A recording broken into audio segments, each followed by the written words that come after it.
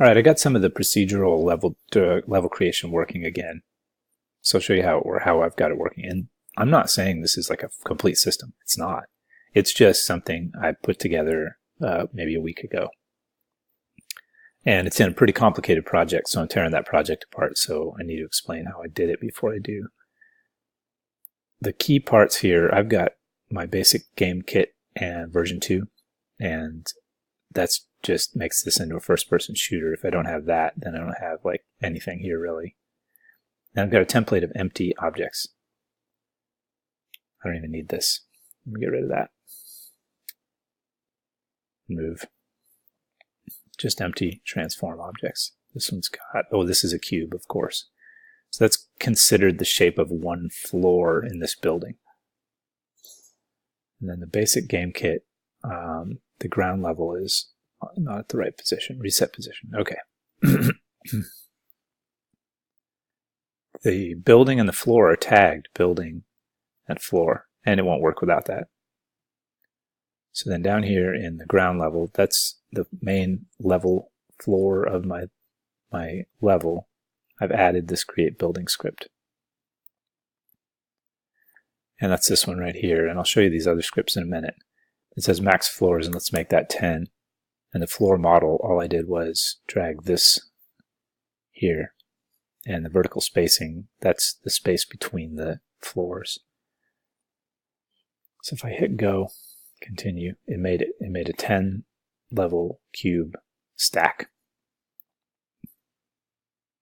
Now I wonder, can I blow it up? No, that's all right. And I could make a 20 if I wanted. Let's see what happens.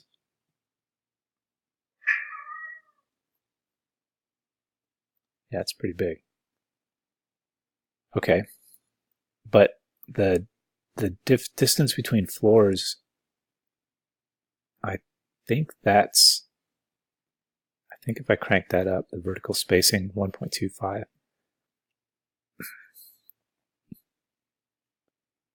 Yeah, then they're spaced apart a little bit because these are about 1 each. So when I was putting it at 0.7, they were overlapping with each other.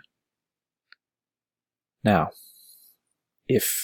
I believe if in this rigid body, now let's see what happens.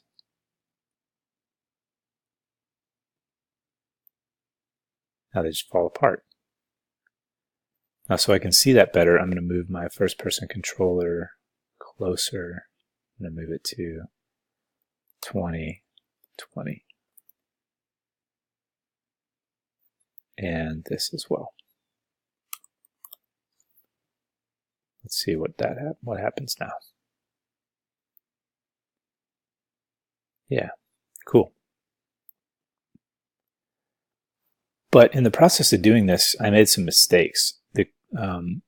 I'll point out these other two scripts, create building with models, and all it does is actually put different models in for each floor, and then create row, which creates a row of those buildings. But I'm not going to mess with those right now. Because in the process of doing this, I made some mistakes, and the building geyser was a result. So if I go back here with the floors having rigid bodies, if I go back to the ground level and change this to 0.7 now, and hit go, now they're overlapping. So when they're created, they're already stuck into one another, but they're rigid bodies. So the physics is like, that won't work. So it explodes them apart. That's kind of fun. Then that was the fundamental mistake I made, but I made it to a much larger degree. So let's see what happens when, instead of using create building, I put this building geyser in here. Did that work? No. I drag the same floor model down here. I say max floors is 20, max buildings 8. Let's see what happens. That was pretty cool. Made a big old stack of them. Now, continue. If I make, let's see, what's the story? Well, I put an object right here on the floor right there, and if I do that, do a time shift slow motion, that's pretty cool.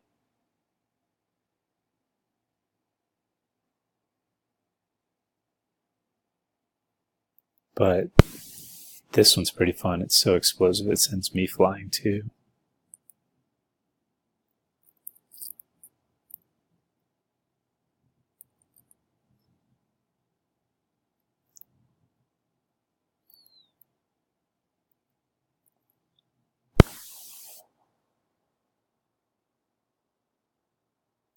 It's quite a big bang.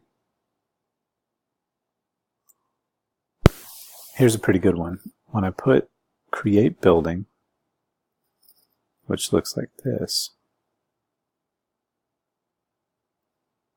in the building with those settings, and in the template, I put building geyser 3, max floors and floor model, which looks like this. And then for this, it's the cube, and for this, it's the floor itself, not the cube. Then I get this fun activity.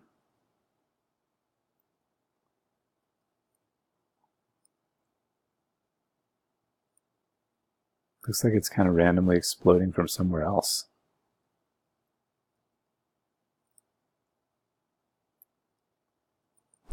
And if I change it so both are just pointing directly to the cube, I get this.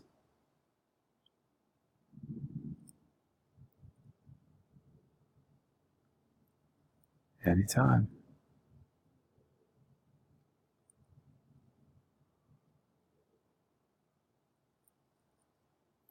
It's like popcorn now, look. Just randomly, things are popping up. Wow. Oh man, that's cool.